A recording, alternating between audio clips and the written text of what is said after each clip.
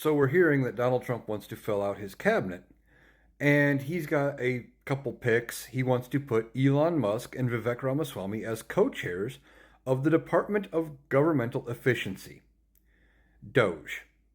Now, if you're scratching your head going, what department is that? Well, it's because it doesn't exist. This would be something new, and he wants to have a department that looks at the budget basically and figure out where to cut wasteful spending. Well, you could start at the top by having co-chairs. Seems like they've already missed the mark there. But beyond that, Donald Trump can't just create a cabinet level position and create a government department like that. Because that requires funding, that requires authorization from Congress.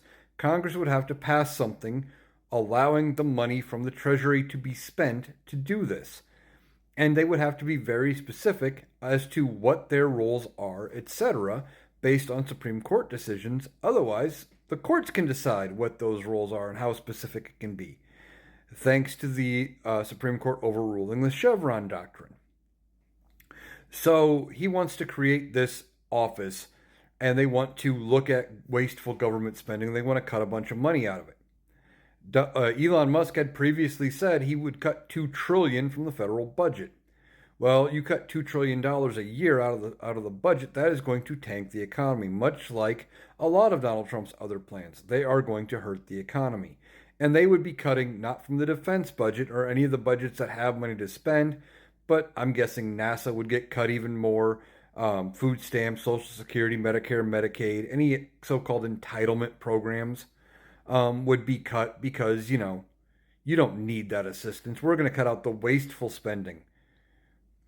All ridiculous. And, there's been some speculation that they would want to try to push toward a cryptocurrency. Now, I don't know if that would even be possible, but with Elon Musk in the mix, who knows? And along with everything, if they were to create this department, they would have to be very specific in the legislation to create it. And then that would open these two co-chairs into the presidential line of succession. Now, we've never had to use anybody lower than vice president to succeed a president ever. And I've done a couple videos talking about the line of succession. Just because there'd be a vacancy at president does not move the next person in line around. The people farther down only come into play if everybody above them is ineligible, basically. So if something were to happen to Donald Trump, J.D. Vance becomes president.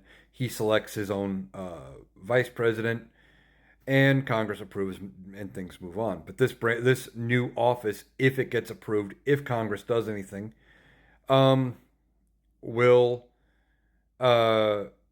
be in the line of succession. But that being said, I don't think Congress passes anything. It wouldn't surprise me if this is some kind of unofficial title that Donald Trump gives these two clowns, and they don't actually get a paycheck, and they just stand around telling him what to do. And, it's just some official title that he can grant them. Like, it's nothing he can do with an executive order. Like I said, would require Congress. So unless it's going to be them standing around with, homemade name badges and things, it's not going to be a thing.